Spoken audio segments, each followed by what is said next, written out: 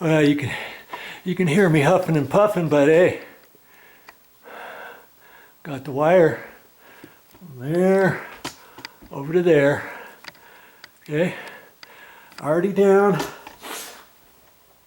and of course I've got to clean up a little bit. I've got that back down, and the trick, man, I wish I had all kinds of light up there. I could have showed you all kinds of stuff on how to walk up there and all that kind of stuff.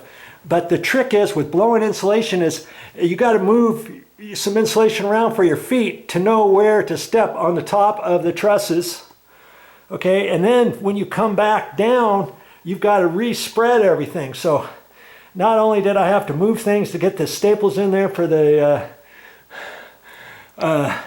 wire, I then, as I'm backing out, I've got to respread it. Because if you leave it, then you defeat the purpose of having any blow-in insulation up there.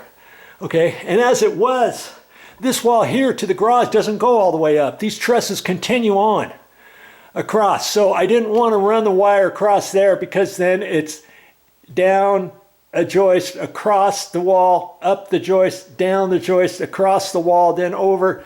And it was harder to maneuver up there. And see, initially I saw that the rafters outside were going up like this. Well, they only go up about yay far, and then the trusses go. In fact, this is the last truss. Believe it or not, this is the last truss going this direction. There's nothing going from here this way.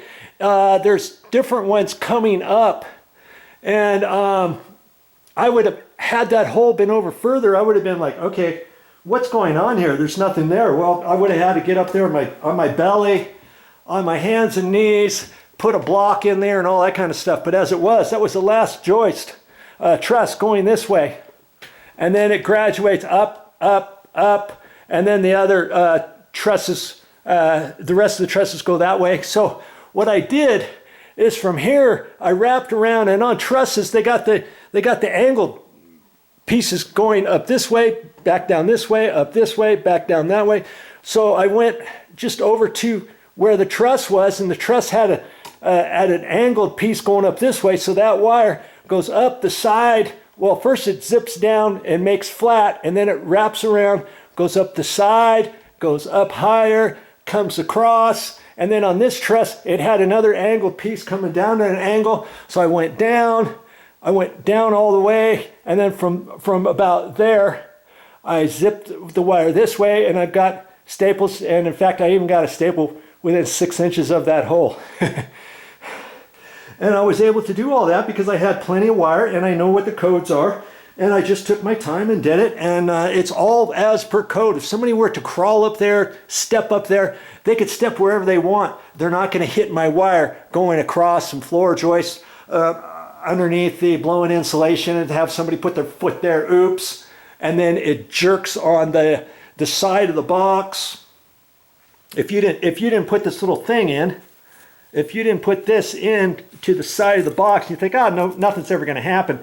And somebody steps on a joist up there and the wire rubs on the side of that, trust me, that could fray the edge, and depending how hard somebody stepped on it, by accident, whatever, it could dig right into the side of the wire, and you could have a short, you know.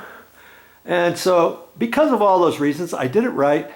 And this ziggly doodads up there, this run is only about, oh, I don't know, maybe 8 feet long, but I probably got a good, I don't know, 15 feet of wire, if not more, maybe 20 feet of wire up here to go from here to there. So it's all as per code, all stapled, all fine, all the insulation put back, and that's how you want it. Okay, so now before I do anything else, I think I'm gonna clean up a little bit, vacuum some of this stuff up like I said I should. I mean, I could keep going.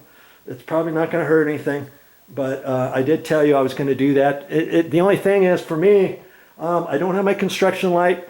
The sun is going down over that way, and you can see the sun is coming right in here. I I've got enough light in here to show you a few more things, at least to get this box installed and show you that a little bit. So because of that, I may just leave this, and you know, most of the time I'm going to be on the ladder anyways, right? Okay, so I'm going to take a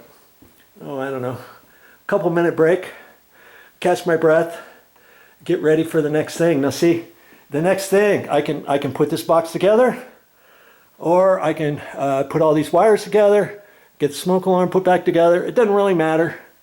It doesn't really matter what I'm going to do, but and who knows? Maybe I don't know. I'll just have to decide, because with the light coming in here, I'm not going to have much light for too much longer. But we'll see how it goes. I think there'll be enough to at least show you how to get this smoke alarm all wired up back together, how to get this all wired up and attached, all ready for the ceiling fan to be installed. As for installing a ceiling fan, I may do that tomorrow after I go to the store, get a couple lights for my construction light, and put that in tomorrow. It could be a two-phase project. One is usually just to get all your power up here and get it all ready, and then you can tackle the ceiling fan. Okay, but you see, now do you see?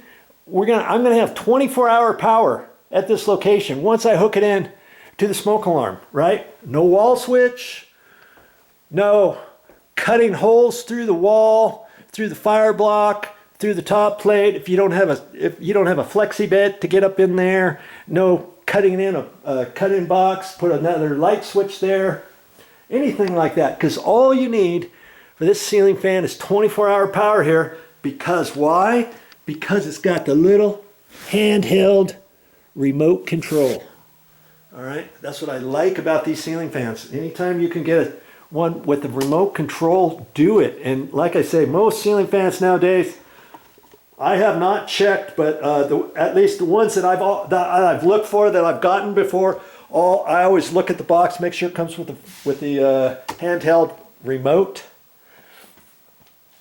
and it does. Okay, so look at your store and make sure, if it doesn't come with the handheld remote, look and see if you can find another one that is similar, that comes with the handheld remote, and maybe you'll be okay with that one, so that you get the remote and then you don't have to worry about having it controlled with a wall switch.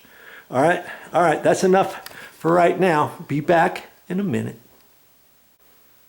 Can you believe that? I got 1 minute left on my SIM card of this whole thing. I thought I'd had plenty of time, but hey, if I can do it, you can do it. Remember that.